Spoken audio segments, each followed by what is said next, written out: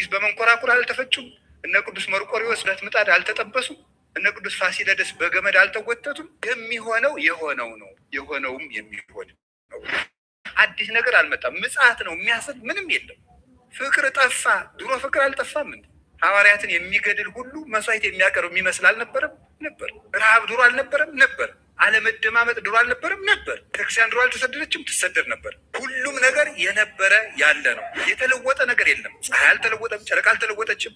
ክፉ ሰው ድሮም ነበር፣ ዛሬም አለ። ጨካኝ ድሮም ነበር፣ ዛሬም አለ።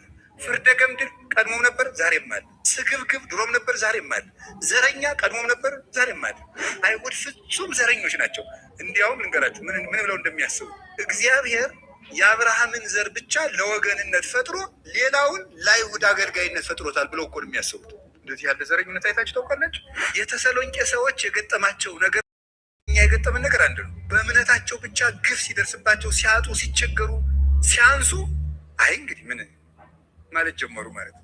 የእግዚአብሔርን ረዳትነት በምድር መሳካት የሚለካ ሰው ብዙ አለ። እግዚአብሔር ሕፃናት ሲታረዱ እሺ እኛ በኃጢአታችን ነው አለ። ሕፃናት ሲታረዱ ለምን ይላል? ለዚህ መልሱ ምንድን ነው? ነፍሰ ጡሮች ሲገደሉ እግዚአብሔር የት አለ የሚል ሰው አለ። እኛ ምን እናውቃለን? በእግዚአብሔር ፍትህ ገብታችሁ መከራችሁን አትዩ። አባ እንጦንስ አንድ ጊዜ እግዚአብሔር ሆይ ክፉውን ሰው ሀብታም ታደርጋለህ፣ ድሃውን ደጉን ሰው ድሃ ታደርጋለህ፣ በጎውን ሰው ቶሎት እድሜውን ታሳጥራለህ፣ ጨካኝ ሰዎችን ደግሞ እድሜ ትጨምራለህ፣ ፍርድህ ምንድን ነው ብሎ ጠይቀው። እንጦንስ ዝም ብለህ የራስህን ኑሮ ኑር አለ። የራስህን ኑሮ ኑር ካልሰራን ቤተክርስቲያን አትቀጥልም። በታሪክ እየቆራን እየተመጻደቅን ግሸን ግማ መስቀሉ አለ፣ አክሱም ታቦተ ጽዮን አለች፣ እንደዚህ ምን እንደዚህ እያል ላሊበላ ወደዚህ እያል የሚመጣ ነገር የለም። ታሪክ ተርከን እነዚያ ሰሩበት፣ ጸደቁበት። የምንጸድቀው ስንሰራ ተስፋው አልደረሰም። የአመፅ ልጅ ሳይገለጥ ክርስቶስ አይመጣም። የዓለም መጥፊያ ገና ነው ነው የነገረን። ሐሳዊ መሲህ ራሱ ሳይመጣ ክርስቶስ አይገለጥም። ይሄን ማወቅ አለባቸው። ምጽአት አይሆንም። ሐሳዊ መሲህ ደግሞ አሁን በኮሮና ጊዜ ማይክሮቺፕስ ነው እንደዚህ የክትባቱን ማይክሮቺፕስ ሊቀብሩብን ነው አለና ሰው ምን ማለት ጀመረ? 666 ሰይጣን ሊሞት ሐሳዊ መሲህ መጥቷል። አልመጣም። ለምን? ሐሳዊ መሲህ ሲመጣ አጭበርብሮ በስውር እንደ ፖለቲካ አይደለም የሚሰራው። እኔ ክርስቶስ ነኝ ብሎ ነው የሚመጣው። ታምናለህ አታምንም ነው እንጂ እንደዚህ አጭበርብሮ በውስጥ አስከብሮ ሌላ ቀለም ቀብቶ አይደለም። ራሱ ተናግሮ በቃ ስምህን ጻፍ እዚህ በእኔ ስም እመን ብሎ ተገልጦ ነው። አንደኛ ሐሰተኛ ነቢያትን ለማረም፣ ሁለተኛ በመከራ ምክንያት እጃቸውን አጣጥፈው የተቀመጡትን ክርስቲያኖች አንቅቶ ስራ ለማሰራት የተላከ መልእክት ነው። ሰው አይምሮው እግዚአብሔርን እየመሰለ ሲሄድ ለእንስሳ እንኳን ማሰብ ይጀምራል፣ እንኳን ለወንድሙ ለእህቱ። ሰው እግዚአብሔር እየተለየ ሲሄድ ደግሞ ራሱ ሞት ይለምዳል። አሁን የኛ ሀገር ሞት ተለምዷል። 10 ሰው ሞተ፣ ቀለል ያለ ወሬ ሆኗል። አሁን 20 ሰው ሞተ፣ 50 ሰው ሞተ፣ 40 ሰው ሞተ። ሞት ለራሳችን አይቀድም። ስንሰማን ቀላል እኛ ፈርተን ትቀጥላለን። ሰው ሞተ ሲባል ግን አይጨገንም። ሰው ተራበ ሲባል፣ ሰው አጣ ሲባል፣ ሰው ታሰረ ሲባል አይደንቀንም። እና ቅዱስ ጳውሎስ እንደዚህ ያለ አባት ነበር፣ የእያንዳንዱ ህመም የሚሰማው። ሁለተኛ ቆሮንቶስ ምዕራፍ 11 ቁጥር 33 ላይ ሲናገር ታሞ እኔ ያልታመንኩለት ማን ነው ይላል።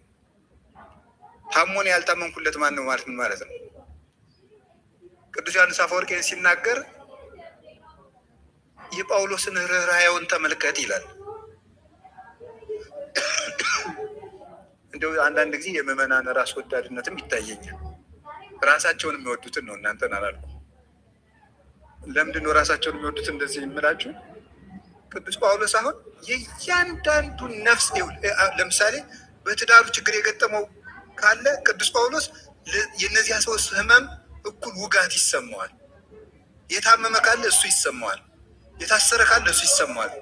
እንደዚህ ያለ ልክ በሰዎች ወንበር ተቀምጦ በእያንዳንዱ ህማም የሚታመም ሰው ነበር ቅዱስ ጳውሎስ። ለታመሙት እንደታመመ ሆንኩላቸው ያለው ለዚህ ነበረ። እና የምዕመናን ራስ ወዳድነት ያልኩት ለምንድን ነው? ለአንድ ንስሐ አባት 40-50 ንስሐ ልጅ ይይዛል እና 40 ሁሉ የሚያኮርፉት ነገር ነው የሚገርመኝ። ለእኔ እኮ ደውለውልኝ አያውቅም። እሱ አንድ ሚስት ነው መያዝ ያቃተው። የሰውዬ 40 ሰው ነው የሚያስተዳድረው። እናንተ አንድ ባል መያዝ አቅቷችሁ ነው 40 ሆናችሁ እኛ ላይ የምታኮርፉት ማለት ነው። እንዲሁ ግርም ነው እኮ የሚያደርግ መልሶ ማሰብ ሁሉ አይፈልግም። ለእኔ አይደውሉም ለሀብታሞች ነው ለእንትኖች ነው የሚል ሰው በጣም ብዙ ያለ። እንደዚህ ያለ ራስ ወዳድን የሰው ስሜት የማይሰማችሁ የሰው ድካም የማይሰማችሁ የማይደክም የራሳችሁ ድካም ብቻ ከንስሐ አባቱ በር ላይ 30 ደቂቃ በመቆሙ አቁርፎ እግዚአብሔር ቤት ተጠቅሎ የሚጠፋ ሰዋል። ይህ እሳቸው አያስቡ። እኔ ብዙ ስራ ያለ የቅድሙ ሰውዬ እንዳሉት እንደዚህ የሚል ሰው አለ ማለት ነው።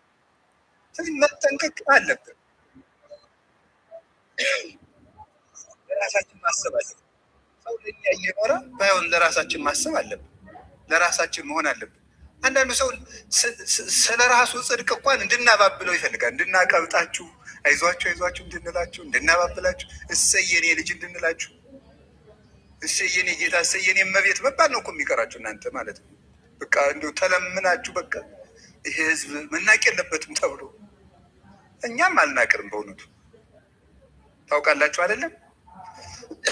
አባ እንጦንስ ገዳም ረጅም ዘመን ዘግቶ ሲጸልይ ከኖረ በኋላ ይቅርባል እንግዲህ ረጅም እንደው እንደኛ ሳይሆን አባ እንጦንስ የኖረበትን ቦታ ብታዩት ትቢት ይልቃችሁ ነበር። እኔ ሰሞኑን ግብጽ ሄጄ ትቢት ለቆኝ ነው የመጣሁት። በደንብ አድርጎ ትቢት ለቆኝ ማለት ነው። እንዲ አሁን እኛ መነኩሴ ተብለን ደግሞ እንዲሁ በጣም ግርም ምን ያለ አባ እንጦንስ የነበረበትን እንዲሁም አንድ መምህር ምን አሉ፣ አባ እንጦንስ ያለበት ቦታ አጠቃላይ አንድ ሀገር ምን እንዲሁ አዲስ አበባን እንኳን 1 3 4 የሚያህል ሀገር ውሃም የለም ዛፍም የለም እና እኔ እንዲሁ ባይሆን ወፍ የለም እናንተ አሉ እና አንድ መምህር ምን አሉ፣ ምን ልጠጣ ነው የምትኖረው እዚህ ምንም የሌለበት ምድረ በዳ ደግሞ ከዚያም ደግሞ አሁን በእግር የሚወጣው 1500 ደረጃ ነው። ከዚያ ወጡ ዋሻ ውስጥ ነው የተቀመጠው ማለት ነው። ከዚያ ወጡ እና ደግሞ መነኩሴ ሲባል ልኩ ይሄ ነው እና እሱ አባ እንጦንስ አንድ ጊዜ ከተማ ወጣ እና ምዕመናን ከአባታችን እንባረክ ብለው ላዩ ላይ ሲፈሩ ተጫጩ እና ደቀ መዛሙርት ተውቶቶ አባታችን ላይ አትንጫጩ እሱ ባይታዊ ነው አሉ። ምን ብሎ መለሰ መሰላችሁ? ተዋቸው፣ ይህ እኮ የክርስቶስ በጎች ድምፅ ነው፣ የአጋንንትን ድምፅ እንኳን ችዬ ኖሬ ያለሁ ብሎ ተናግሯል ማለት ነው። ምዕመናንን ሲሰማ የክርስቶስ በጎች ድምፅ እንደሆነ የሚሰማው ሰው የወንድም ድምፅ የእህት ድምፅ የሚሰማው ሰው እሱ ነው ሰው ማለት። ቅዱስ ጳውሎስ እንደዚህ ነበር የሚያስበው እና እነ ቅዱስ እንጦንስ እነ ቅዱስ ጳውሊ እነ ቅዱስ መቃርስ ይህንን ነበር ሲያሳዩን የነበረው ማለት ነው። እና ክርስትና ለሌላው ማሰብ ነው ነው የምላችሁ፣ ለሌላው መኖር ነው። አሁን እዚህ ለደቡብ ኦሞ ለእንደዚህ እንደዚህ እየተባለ ስትጠሩ እንደው የክብር እንዳይሰማችሁ ብዬ ነው። አሁን አንዳንዱ ሰው መጨቅጨቅ የገቢ ማሰባሰቢያ በዛ፣ ባለፈው ለጅማ አሁን ደግሞ ለእንትን አሁን ደግሞ ለዚያ ገዳም አሁን ለምን እንትን የሚል ሰው አለ። እንደዚያ አይሰማችሁ። ለወንድም ማሰብ ይሰለቻል፣ ፍቅር ይሰለቻል፣ ርኅራሄ ይሰለቻል፣ ምሕረት ይሰለቻል። እናንተ ሁልጊዜ ቢሰጧችሁ ትሰለቻላችሁ? አትሰለችሁ? ቅዱስ ጳውሎስ እንደዚህ ያለ ነበረ። የተሰሎንቄ ሰዎች እሱ አስተምሯቸው መክሯቸው ከሄደ በኋላ የአላመኑ አይሁዳውያን መጥተው ፈጇቸው በሰይፍ እና አደረጉ። አይ በቃ ዓለም ሊጠፋ ነው አሉ። ዓለም ሊጠፋ ነው እንግዲህ ስለዚህ ዝም ብለን በቃ አርፈን ቁጭ እንበል። እንግዲህ ጸለይን አልጸለይን ጾምን አልጾምን ምን ተስፋ አለው? የዓለም ሊያልፍ ነው። የማመንስ ጥቅሙ ምንድን ነው አሉ። በማመናችን ምክንያት የምንታሰር፣ በማመናችን ምክንያት የምንሰደድ፣ በማመናችን ምክንያት የምንታረድ ከሆነ የማመን ትርፉ የት ነው? እግዚአብሔርስ የሚረዳን መቼ ነው ማለት ጀመሩ። እንደዚህ ያለ ዘመን የማይፈትነው ሰው የለም። መጸለይ ያለ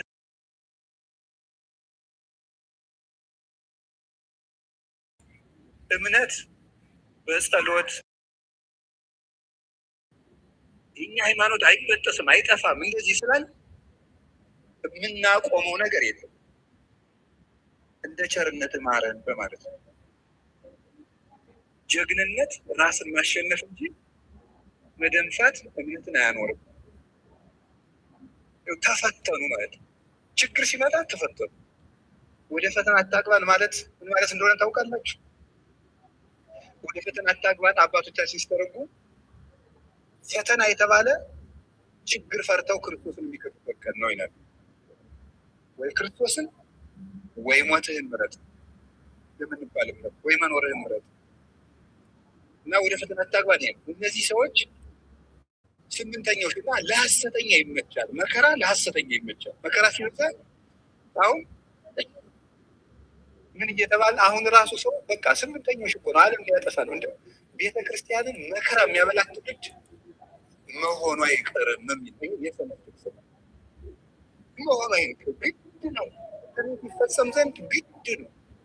መልሱ ግድ አይደለም። እስኪበሉ ሁላችሁ ግድ አይደለም ብሎ ድገሙ እንጂ ጨምሩ። ይሆን ዘንድ ምሳሌ አንድ ምሳሌ ልንገራችሁ። ነነዌ ከ3 ቀን በኋላ ትጠፋለች። ነነዌ ከ3 ቀን በኋላ